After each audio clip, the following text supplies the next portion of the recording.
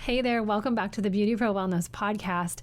This episode is one that I have been looking forward to sharing with you since I recorded it. This is a very hot topic, and I brought a guest on specifically to talk about GLP-1 medications, the weight loss shots, semaglutide. You've heard of it.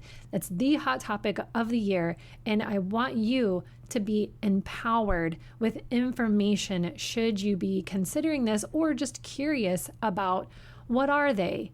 What do they do? Does it work? Should you take it? Should you use it? And how can you take advantage of the time that you are on the medication? Well, my friend in the health coaching industry, Jillian, is going to share all of the answers to those questions, plus her personal experience and client experience with you today on the podcast. It's really important for you to do your due diligence as well when you're looking into solutions for your health. And sometimes, it's very harmless. You can try it and it's not going to cause any major disruption to your life. But there's a lot of things that are marketed to us, especially women, that can have less desirable results for us health-wise. And what I'm seeing with the weight loss shots is there's a lot of back and forth. People either they love it, they hate it, they're for it, they're not, especially amongst health coaches. People are just really kind of hating on it. And so because I've known people personally that it's worked really well for them and it's changed their lives, and I've heard of other stories, and I understand the implications of someone using these medications and it really positively impacting their lives. That's why I really wanted to bring Jillian on to talk about this, because she is also bringing in my opinion, a balanced perspective on this. But again, please do your due diligence. Please, decide, get all the information that you can to make the best decision for your health. Let me tell you just a little bit about Jillian. This is what she said in her bio that she sent me, and I really wanted to share it with you. She's a really sincere individual. I've had the pleasure of knowing her for a few years now. I've had her on the podcast before, actually. And this is part of Jillian's story. She says, I've been in the health and wellness space since 2009, which began organically from people observing the changes I had made for myself. I was well over 200 pounds, pre-diabetic, a binge drinker, cigarette smoker, ate at least one, if not all 3 fast food meals per day, and really just the epitome of unhealthy. She says, I began to just accept that passing out on the regular and constantly feeling fatigued was my fate. My grandfather died of complications specific to diabetes. It was the last time that I passed out due to my prediabetes hypoglycemia that I decided I did not want to live the rest of my life this way. Ever since making that decision, I have spent my entire adult life learning how to be as healthy as possible in the most natural ways possible. And it is my wish to pay all that I have learned forward to individuals who might desire to collapse time around their own health and fitness journeys. Please welcome Jillian Smith to the podcast. Welcome, Jillian. Welcome back to the podcast, actually. This is your second appearance. Thank you. I'm excited to be here. I am so excited to chat with you today about what we're going to talk about is the GLP-1 medications. And I know a little bit, but I just am good. I want to know the things that the general public wants to know. And so I'm just really excited to have you on to share your expertise and your knowledge and experience with these medications, and your own personal experience and with your clients. But first, I know that you have had a bit of an evolution, like we all do, personally, but also professionally. So tell us what you like to focus on when it comes to health coaching, as a professional, as a coach. Yeah. So I actually started my journey pre-diabetic, well over 200 pounds, completely unhealthy, like the epitome of unhealthy. I would pass out from hypoglycemia. I was somebody that ate 1 to 3 fast food meals every single day. And I just kind of hit this epiphany moment where I was like, I do not want to live the rest of my life this way.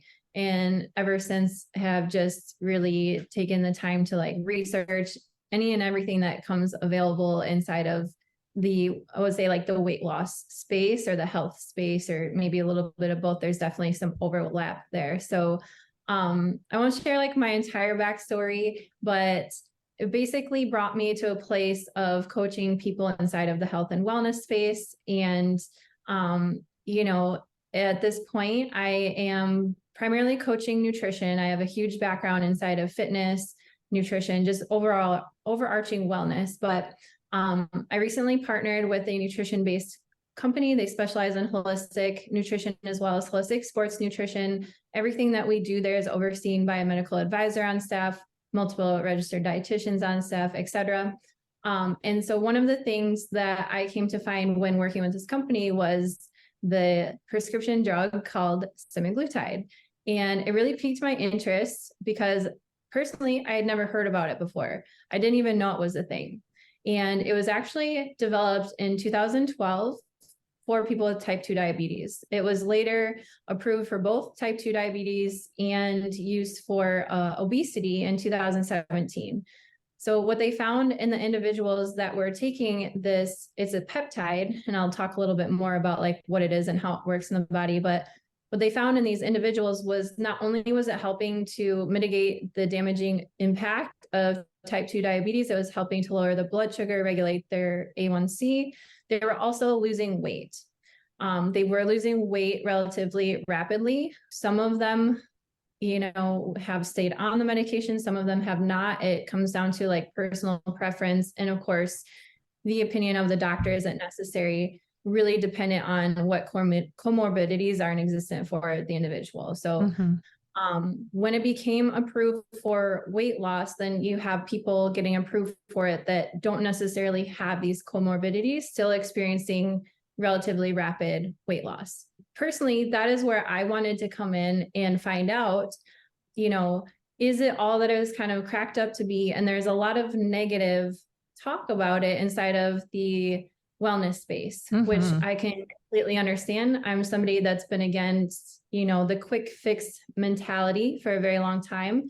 And I still don't believe that chasing, you know, speed over your direction is the way to go. But what I will say is that I do think it can be a very effective medication when applied appropriately to the individual. So it's still a relatively new drug when we look at the time frame, right? And the time frame of it having been approved for weight loss or weight loss therapy specifically. And what a lot of these studies are showing are individuals coming off of the drug and regaining all the weight. But what the studies fail to acknowledge or recognize is that these majority of these individuals were not receiving lifestyle intervention protocols. Yeah. This is the only way that the outcome is going to become sustainable. And so that's where I wanted to come in and do a self trial to find out, like, it was the weight loss faster for me, knowing what, you know, should be focused on, what should maybe like have a little bit of leeway. And, you know, then was the result something that I was able to maintain. And it turns out that it was. So I'm excited to hear more about that because there's been such like negative hype about it. Yes. I understand it being like kind of sensationalized by some celebrities, like some celebrities that have come out saying they've used it are like Kim Kardashian, Adele, Charles Barkley recently. I'm sure there's many others that the are Real using Housewives that are sitting there drinking martinis on Andy Cohen's couch. I mean, it's there's like there's kind of this like, it's a very hot topic, and so that it can take like a sort of problematic angle, but then there's also this like it's saving people's lives and changing people's lives angle. And so how can we like navigate, you know, between that, especially the general public? How do they know if they should try it and what's best? So you've kind of already said like what they do a little bit. Do you want to go any more into, do you feel like you've covered that? Like, do you want to talk about more about what they do, like what they are and what they aren't? Yeah, so it's a GLP-1, which means it's a glucagon-like peptide, which is something, a glucagon peptide is naturally occurring in the body. It's something that both stimulates the insulin production from the pancreas and also just suppresses levels of glucagon. So essentially what that is going, the impact of that in the body is it's going to help regulate your blood sugar. It also works on, the pleasure center of the brain. So it suppresses like people having those really intense cravings or binge eating tendencies. So I think the feedback that I'm hearing most about, like personally in my clients that have gone on and used the medication, is just like the food noise that they normally experience trying to diet is completely gone. And I don't know if I heard it on a podcast or if I read it somewhere. They're actually beginning to utilize this medication in trials for like true addicts, like alcohol and or drug addicts, because of the profound effects that it's having on just that whole addictive behavior. Obviously, had to be careful with that because it is administered with a needle. So for certain addiction, populations, that's like no good. Yeah. We don't need to be supplying them with needles, but I'll be really interested to see what comes out in the coming years specific to that population, because that was something that, I'm a fat kid at heart. Like I was well over 200 pounds. I like to eat. Like there's no sugarcoating it. I Me too. Put good food in front of me, I'm gonna smash. And it was like, being on it, like I couldn't even, for example, one day we went and got one of my favorite things, if I'm gonna like not care about calories or micronutrients, all of that, is a bacon cheeseburger with fries and a milkshake. And normally I would be very full after consuming it, but I would eat all of it and finish the milkshake. I couldn't even eat half of the burger and fries, and, took a few sips of the milkshake and it was like too much, because that's something I forgot to mention. It also slows down your gastric emptying. So you're just so much fuller, so much faster. And then typically, even if I had that feeling of being full, like I'm a fat kid at heart, I would still finish the food. Like I'm not going to waste it. I'm not going to let it go to waste. And that literally like was not an option while on the semaglutide. Yeah. Which is, I feel like there's a few different paths. Like there's some maybe like root cause stuff behind a lot of that too. Like I've noticed in myself, I tend to, if there's food around and I feel like a little socially anxious or awkward, I use that as a distraction from having to be like fully in conversation. It's really weird. I've noticed it that it's like some sort of little thing that I do to almost not be fully seen. It's so weird. So there's that thing. It's like, if people aren't socially like snacking, they're socially drinking. It's like one or the other. That too. Yeah. And I've definitely done that. I've like really reflected on my relationship with alcohol a lot in that regard as well. And become really aware of that. The snacking thing was something that was a little bit more recent. And I mean, it's not like the biggest deal, but it's something that happens when I'm around family for the weekend that I just like, well, I never have this at home and I never have this at home. And it's like making myself uncomfortably full and bloated all weekend. And it's just a weekend. It's whatever. I kind of know I'm going to do that, but it's like, wow, can you just can you just talk to the person in front of you without having to do something multitask at the same time? Or like having to finish your plate, where I know some people may have grown up with, that message of like, you finish what's in front of you, or there's not going to be, maybe there wasn't enough. So you were always finishing it. And then just stress. I don't really want to go off on too much of a tangent, but I just see so much of nervous system regulation and stress management in our lives that like we need to have a grip on. But what I'm also seeing with this is that cutting out some of that, the worrying about food, or like I'm hungry, or I want chocolate, or the cravings that a lot of people deal with, cutting some of that out could help relieve some stress. So definitely. I've come to that conclusion maybe just now. I think honestly, if I'm being fully transparent, I think it's something that even when I've come back to like maintenance or being in a small surplus, focusing more on like health and longevity, which I'm a huge proponent of, it's a necessary piece of anybody's journey. It's hard for me not to even just kind of like stay there. Like I would just want to keep eating. Like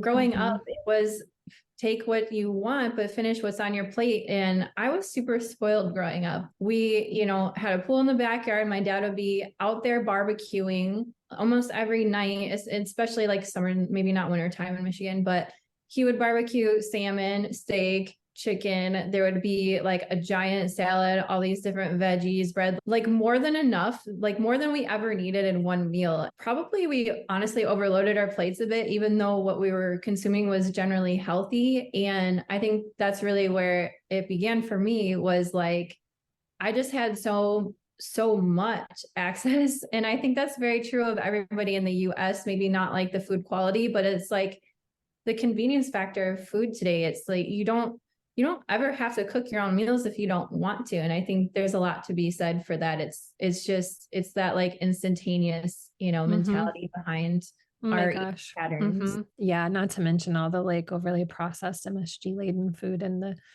delicious. I mean, like so many rabbit holes, but yes. So, so what are they not, in your opinion or expertise? We've talked about like what GLP-1s are, but what are they not? So I would say it's definitely not like an end all be all. It's not a magic pill. You cannot go on the medication and like all, just eat like a trash can. Like you might lose weight because it's going to kind of force you to be in a caloric deficit compared to what your body is accustomed to. But if you're not transitioning your lifestyle habits in conjunction with the use of the medication, like you are going to gain the weight back. It's no different than any other restrictive dietary protocol that you've done. So that's where I wanted to step in and be like, whoa, I see like a huge gap here. And like, let me be the one to come in and bridge it, while meanwhile, everybody else is just like hating on the drug. And it's like, I believe we should treat things as holistically as possible. But if somebody's really struggling and now this is an option that we have at our fingertips, why not support your client inside of the use of it if it's something that they desire or are in pursuit of?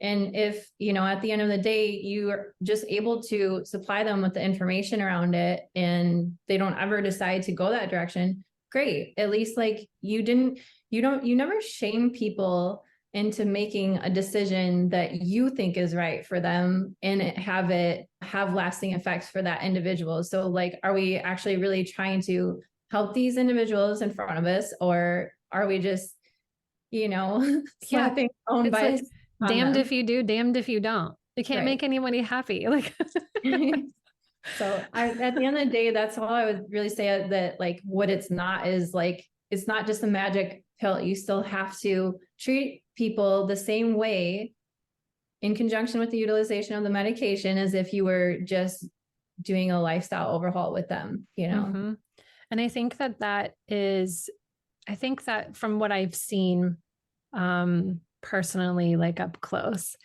is that, and it's what concerns me, I suppose, is that patients are not necessarily getting that full support that could be really helpful in creating a longer lasting transformation and more positive results. And there is definitely self-responsibility in that for the person themselves, if they can, take that opportunity to really work on those other general healthy habits or mindfulness or whatever.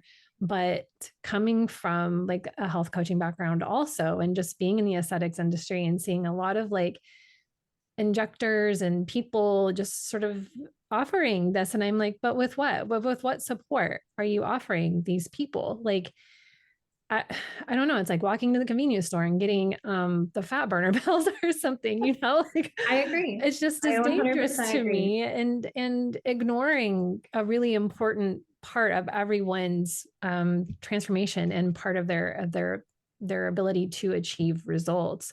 And so, I mean, that is really like one of the huge reasons I have loved your content around this, and that you're sharing so openly, and that it's not just like this, like, yes, you should absolutely do it, or like, no, you should absolutely not. Like, how can we empower people, in this, if they are considering or are currently on a journey with these medications?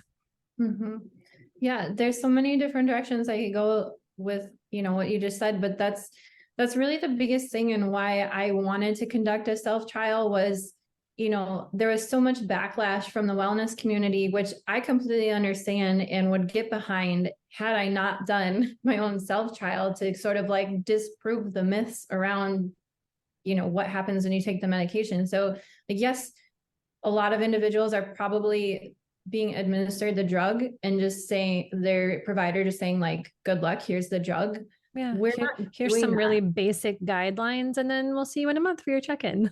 Well, and that's where there is a huge disconnect, because that's something we even work through with, the people that we see, is even down to the specific dosing. If you were to get this prescribed from a doctor, first of all, you have to have type 2 diabetes as of current. That might change in the future. You have to have type 2 diabetes to even be approved through our conventional medical practice, even though it was approved as a weight loss therapy in 2017. So there are other providers that you can go to, and as long as you have the medical clearance, like you don't have tons of pre-existing comorbidities, most concerning would be if you have a history of any thyroid issues or pancreas issues. Outside of that, as long as you don't have a laundry list of underlying metabolic dysfunction, chances are you can probably get approved through a provider like us. But the difference is, like, we aren't allowing people to just like take the medication and not check in with us. Like, that's part of what we do.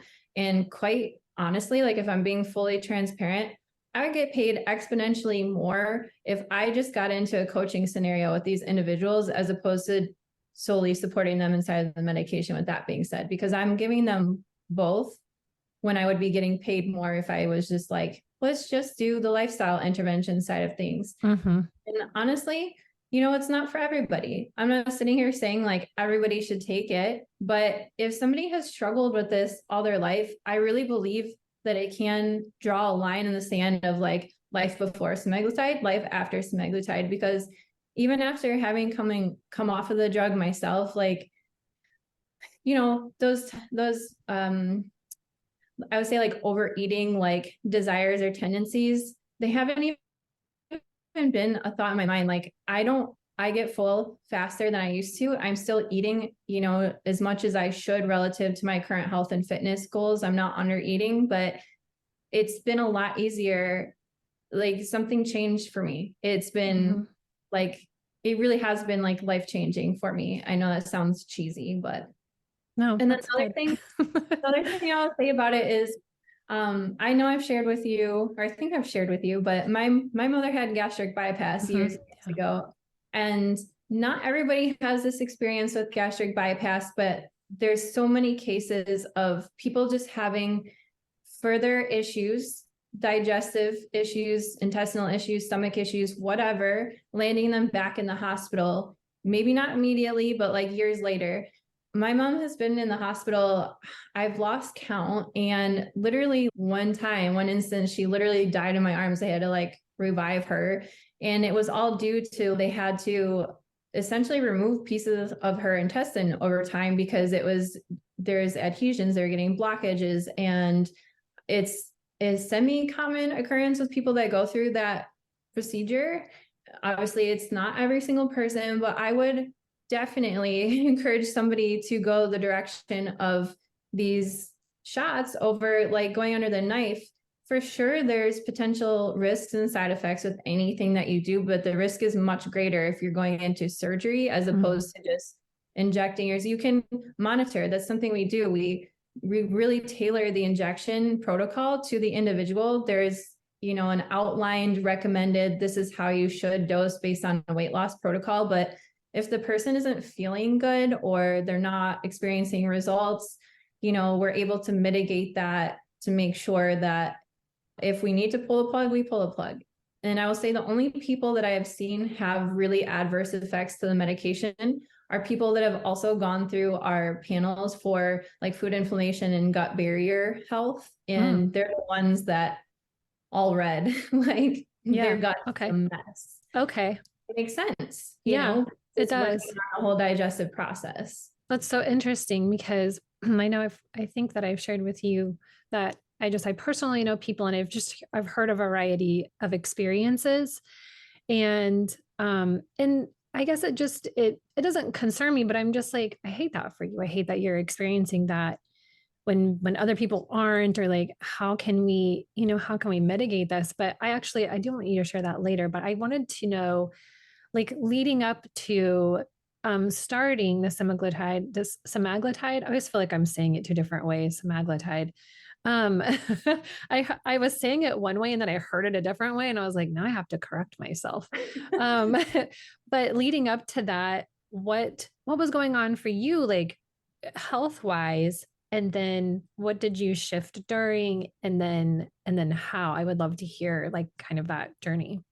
Yeah, so I went through this is another thing with the company that I'm partnered with. I went through their food inflammation and gut barrier panel, and there's so many food inflammation tests that exist. Most of them only test for IgG response, which essentially is like your exposure to things. So if you're eating something, it's probably going to show up to some degree on there. It'll show you like a sliding scale of how reactive you are to that specific item, but it's going to show your exposure to things. It looks at, I believe the marker is called C3D. It takes it a step further and shows essentially like, is this a new thing that you're having inflammation to, or is this something that's been in existence for a long time? So it really differentiates this specific test to other ones that are available on the market for that reason alone. And then they attach the gut barrier panel to it. So essentially looking at the integrity of your gut, the lining of your gut. Is there any indicators of leaky gut? So it looks at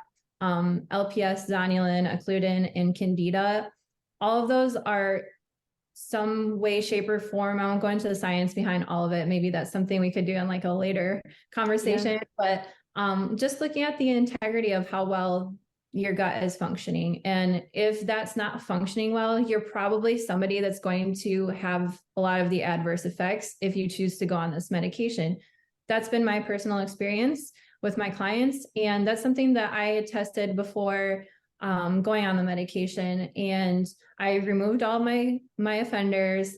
Personally, my gut health actually came back like very healthy. I still followed the protocol that the medical advisor recommends if, a lot comes back red, which means it's not in a good place. And so it really just came down to removal of things that did show up in terms of like high levels of inflammation. And then I just removed things that are known to cause inflammation, whether or not you have a sensitivity or not. So those things include, added sugar to your diet. So anything that's not naturally occurring in your food, alcohol, gluten. Even if you don't have an intolerance, you're still going to experience inflammation to gluten. As much as people don't want to hear that, there's a whole scientific explanation we can get into around that. But those are the facts. If anybody would like, I can share with you the research on it. Get in her DMs. Yeah. No, I know it's like nobody wants to give up pizza forever. Nobody wants to maybe give up like like I love when you go out to eat and they bring hot bread to the table. It's like nothing better than hot bread and butter. Yeah. That's not to say that like I will never eat those things again, but leading up to the use of the medication, I was like very strict about it. And coming off like my whole time on it, I pretty much stuck to that. And I will say that doing those things alone, you're probably going to experience a drop in weight on the scale just from your body getting rid of some existing inflammation. And then that'll level off, because it's not actual body fat that you're losing, it's inflammation. But I stuck to that through the whole process. And, I'm having bread maybe like a couple times a week now. I primarily try to stay away from it. My skin breaks out. I don't feel as good. I get brain fog. Yeah. Like all the things. I get it. I love bread, but I also am pretty sparing with it. There are wraps that I eat pretty frequently, and that's the gist. Like they have a lot of fiber, so I like them for that. But yeah, I like bread and I have it, and I don't feel like I deprive myself, but I don't buy it a lot. Some of the seeded bread that I felt like it was bloating me more. It's kind of the same with pasta. It's like, I love it, but it makes me feel like sluggish. Well, that's like if you're having heartburn or indigestion, it's probably because something you're eating that you're not breaking down. It's like, you don't have a Tums deficiency. Like, I'm sorry, but don't. So so you cut out some like major offenders, and then how were you feeling? Did you like adjust your macros and stuff, or Yeah, did that that's kind a of good question. naturally happen to where you were in a deficit? Yeah, so I was coming off of what I would consider like a bit of a bulk. So I was consuming anywhere from 2,400 to 3,200 calories Mm-hmm. every single day. And I do modulate that around my cycle. I definitely eat on the higher end of that range around my cycle. While on the semaglutide, I was trying to consume anywhere from 18 to 2,200, again, dependent on like time of month. And that is really like what, so if I plug my height, my weight, my goals, everything into like a macro calculator online, those numbers that I was consuming actually are perceived at what those calculators tell me should be my maintenance. Oh, So that's something else to be said about like like a way under eating for your activity and muscle mass. equations are not the end all be all. Yeah. Yeah. And I know those numbers probably sound high to a lot of people listening, but a little bit of my background. So I was super competitive inside of CrossFit. I definitely, don't have the muscle mass today that I did then, but I still have quite a bit of muscle compared to the standard American female. So I do eat to support that. I do enjoy my workouts. They're nowhere near as intense as they used to be, but so I adjusted those things, and I will say that I tried to hit those numbers, but I'm going to be transparent and say I didn't force feed myself. That was one of the things that I had the hardest time adapting to, was the slowing of the gastric emptying. So like literally it just takes longer for your stomach to pass the food on to your Mm-hmm. intestines. So it doesn't feel good if you keep eating it. It's the same sensation as like when you overeat at Thanksgiving dinner or whatever, whenever. Mm-hmm. So initially that was really hard. And I was honestly probably hitting like 1,600 calories initially. Your body does adapt. So you don't need to like force feed yourself if you go on the medication, but you do need to be mindful, because otherwise what happens when you come off the medication and you go back to eating relative to your hunger cues, it's going to be a huge surplus compared to what your body's been used to. And that's going to equate to body fat accumulation, which obviously is just like a rebound effect, a rubber band effect. So Mm-hmm. that was the hardest thing for me to adjust to. And then really what it taught me was I was really good at just getting the macros in before and like making up for it different times of the day. It kind of forced me to be more mindful of spreading that nutrition out throughout the day rather than like packing majority of it into like one or two meals. So I think it actually helped me adopt a little bit healthier eating pattern than what I was doing previous to that. And I would say after my body became adapted, it was still a little bit challenging, but I would just maybe give myself a couple minutes before I would like actually finish a meal if I started to get too full. Mm-hmm. And then I would finish it, and it was like not a big deal. Some of the other side effects that can occur are nausea, vomiting, diarrhea. I never once experienced any of that other than a slight bit of nausea inside of my workouts. And so when I began to experience that, I just slowed down. It's no different than if you're in a caloric deficit, you're not going to necessarily feel nauseous. You might, but then how do you adapt? Like you have to adapt if this is what you're following through with at the present time, So I just slowed down and stayed a little bit more in control of my heart rate. It only happened a couple of times. It was like, take a deep breath, drink some water, you're fine. Mm-hmm. And then, like I said, the only individuals that I've witnessed having a lot of those adverse effects are the ones that just don't have good gut health going into the use of the medication. Mm-hmm. So what has it looked for like for you coming off of the medic? How long did you take it for? Was it like 12? Was it 8 or 12 weeks? I did a 12-week cycle. What's recommended for the weight loss protocol is 12 to 15 weeks, depending on how much you want to lose too. Yeah.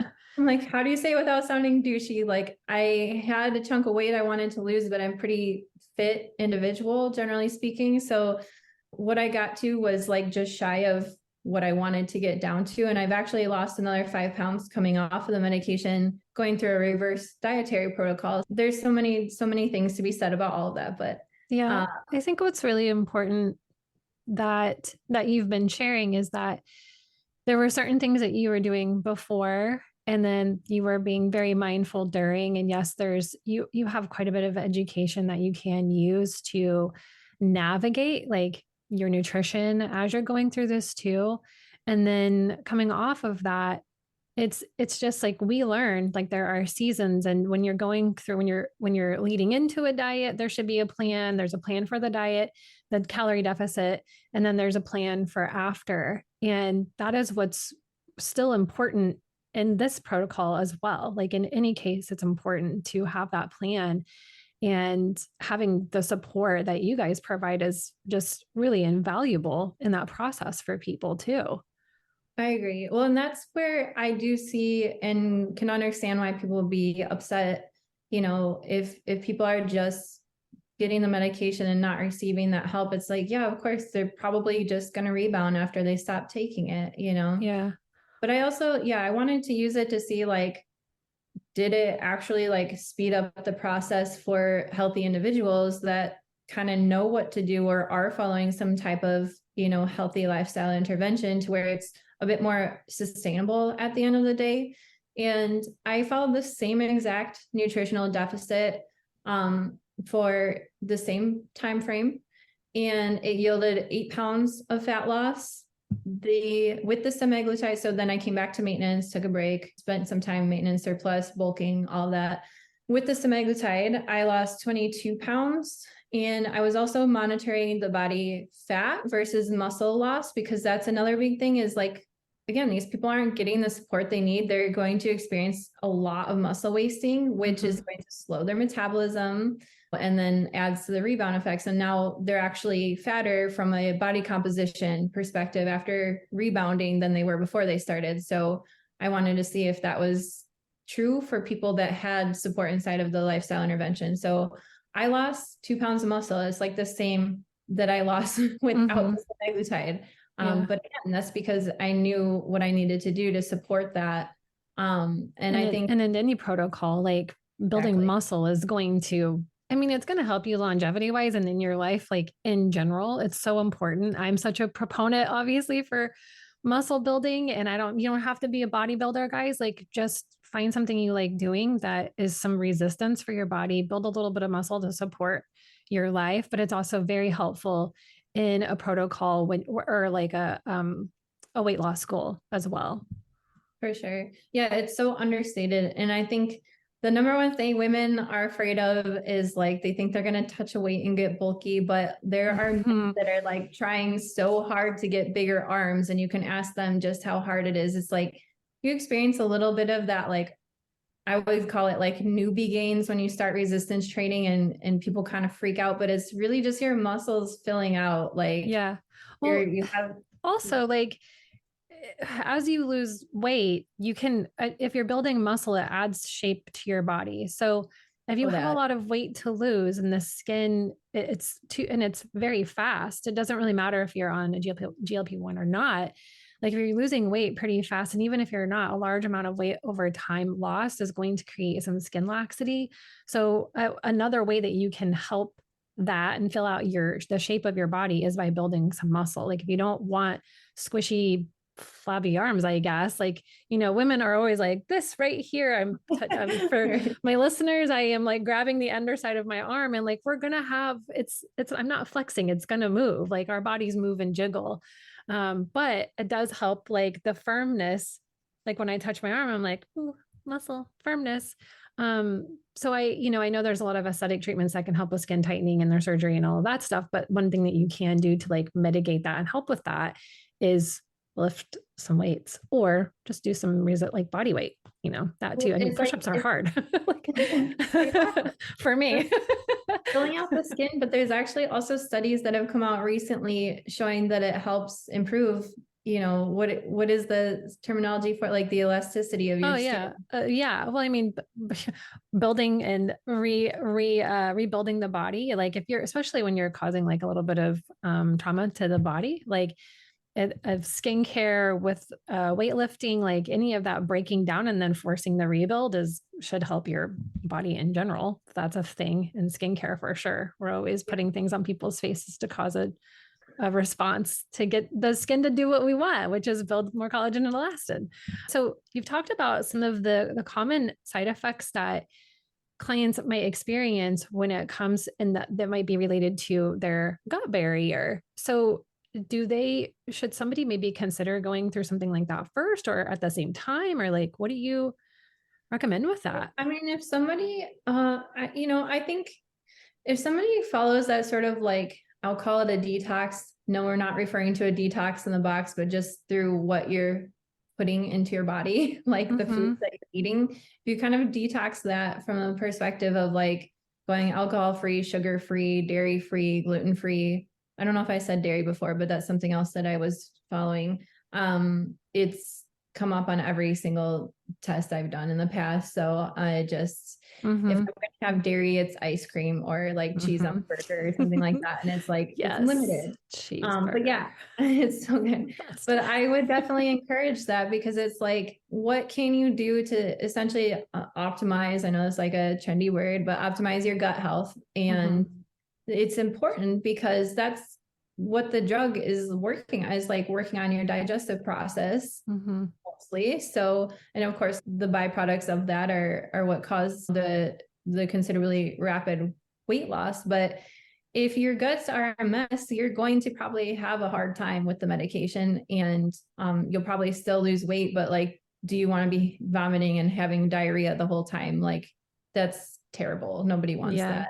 So, and a lot of people could spend some time addressing some of the issues that we tend to have. I mean, it helps with so many other things. Like, that's what I was going to say too, is it's honestly probably a necessary component of a lifestyle, journey. If you're really trying to become healthier, you're really trying to establish a body composition that feels good and, just overall health markers. I went to a medical convention a few months ago now, and it was more so like holistic providers, but they were also like MDs and all, there are all these different niches sitting in the room, and every single one of them got up there and at some point mentioned the same phrase. And maybe it's not like quote unquote, but they essentially said, like, if you seal and heal the gut, everything else in your body resolves. And of course you have to support the resolution of what is, metabolically off through specific protocols, but it's going to resolve if the gut isn't a mess. Like, everything that needs to happen in the body begins in the gut. So when you understand that, it's like, it doesn't even matter if you're ever going to take semaglutide or not, you should probably address your gut health at some point. And if you frequently get bloated or have brain fog or low energy or skin problems. Skin problems, alternating between constipation, diarrhea. Like, people think that going to the bathroom like every other day is normal. Like, newsflash, like that's not normal. Jillian, I literally want a podcast episode to talk about why pooping every day is so important. Like, I literally just want to talk about like gut health and poop. And my husband makes fun of me. He's like, all you want to talk about is poop. I'm like, it's not true, but it's a health marker. I mean, there's just so much we can tell. I mean, it's just like for women and our periods and our cycles, like there's so much there. Like, I know that's very like niche and weird, but I'm like, I really think we need to talk about how important it is to like poop every day. I have been in the aesthetics industry a long time, and I've talked to a lot of women one-on-one for hours at a time doing lashes or whatever I do. And just especially becoming like a personal trainer and nutrition coach. And when I tell people that or maybe new to me, like the conversations I have with people are so varied now, so varied. And when we start talking about health, there's just things that I have learned over time that I didn't know before, but now that other people, like, women my age or older or younger, and I'm like, people still don't know, like, crazy to me, like how disconnected people are from their bodies and their own health. And just because you're not experiencing any complications today doesn't mean it's not something that you don't necessarily need to like change your entire life tomorrow, but like, let's at least and having some level of like consciousness around it, because it's going to catch up to you later in life if you don't. Like, yeah, that, and like it doesn't, like being an adult does not equal feeling like shit. no, Like turning that's a 40 choice. for me last year, and people are like, oh, enjoy, it's just downhill. And I'm like, I don't really know why. Like my body functions just fine. Like I don't know why it has to be downhill from here. Um, so thanks, but I don't feel that old in my Right. body, you know? You don't have to. Your joints aren't Yeah, supposed to hurt. You're not supposed to have like, yes, we have natural, fluctuations in our hormones as women, but it shouldn't be like this crazy roller coaster every month, or yeah, like even entering those later phases, yeah. for us. And It's we know like, we know, like Jillian and I know that there's a lot of nuance to this conversation and a lot of ways that people could take this and be like, whoa, there's this and that. Like we know that, but for like general purposes, just like go with us here because there's always nuance to everything. absolutely. And There's so much I like get context. in People my want head to too much about that. And I'm like, oh, we're excluding this and that and that. But this is a podcast. This is like 50 minutes, you know? Well, and that's, everybody wants everything to be so binary, like it has to be this or that, when it's like, no, there's layers to this conversation and there's Mhm. a sliding scale. Yeah. Yeah. How can people take advantage if they're considering getting on semaglutide? How can they really take advantage of their time on this medication and the opportunity of being on it, especially if they're really looking at it from that weight loss, like improving health, obviously, but weight loss scenario?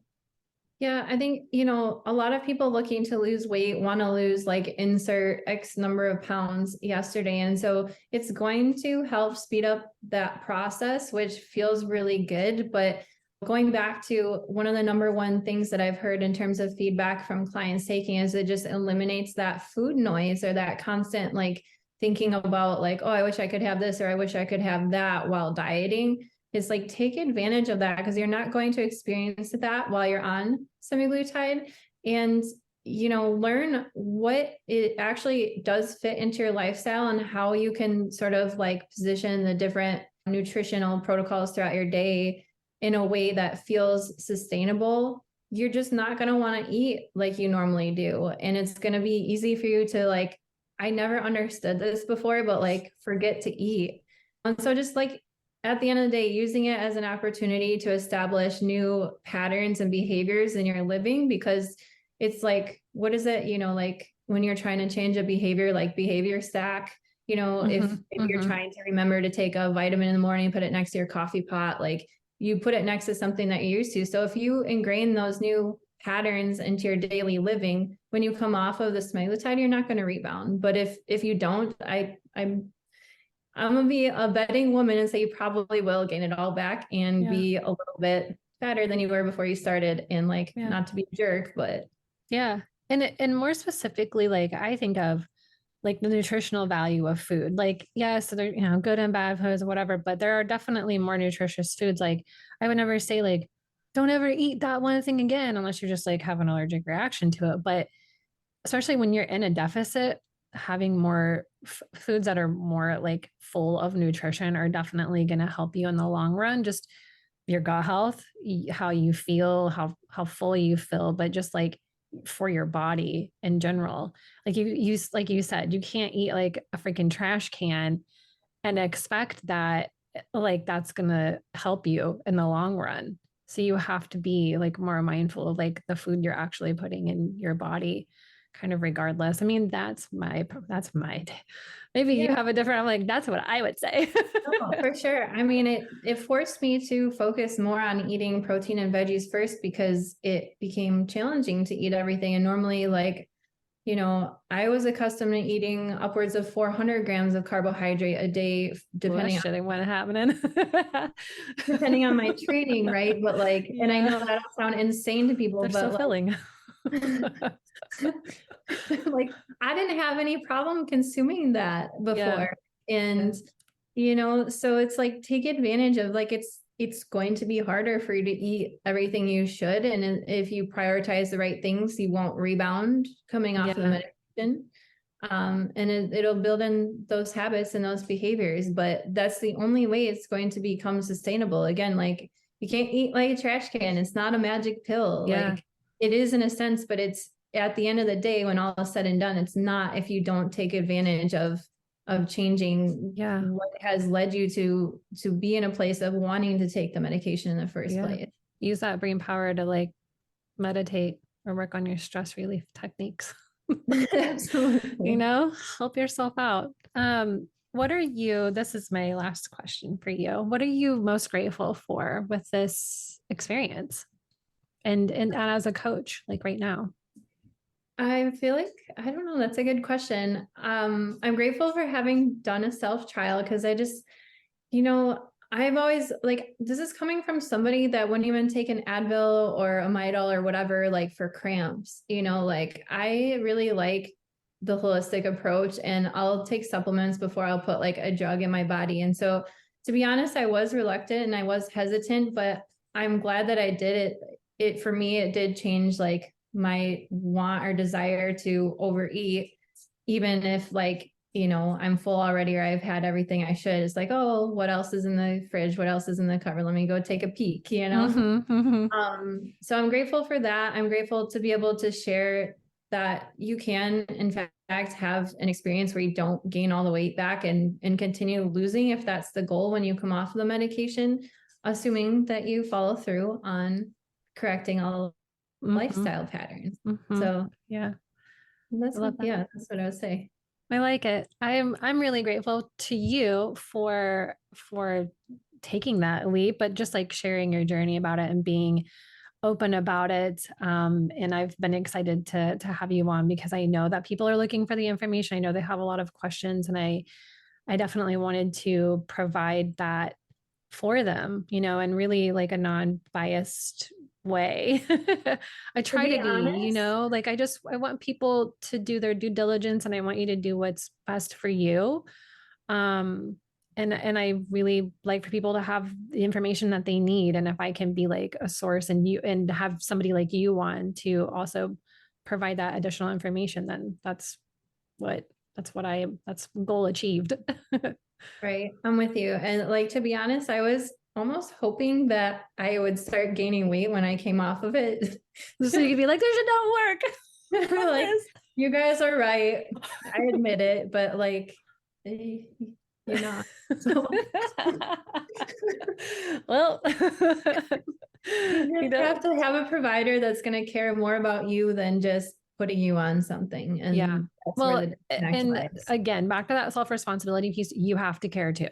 Absolutely. So you have to care too. And if they aren't providing it, seek out somebody that can help you in addition. And like, maybe they can partner, maybe they can just be your source of support, you know, maybe because not every provider is maybe going to have that connection or that offer within, you know, like the package of medication shots and whatnot.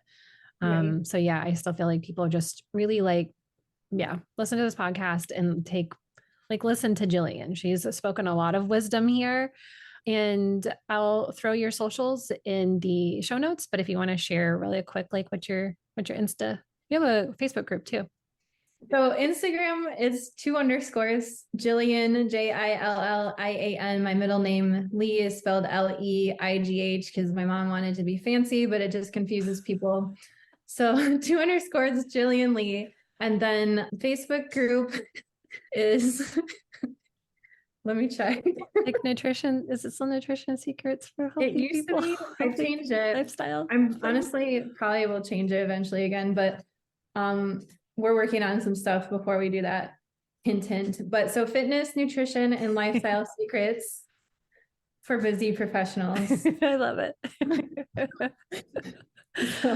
Oh my gosh. Well, thank you. I know you gotta go. So I want to thank you so much for coming on. We'll schedule our poop episode and I can't wait. Maybe we could like also talk about other like sex stuff or something at the same time. We could just make it like a whole wild, weird episode, poop and sex. That's always a good combination, right, everyone? Yeah, we love it. Hopefully not at the same time. Just like make it awkward.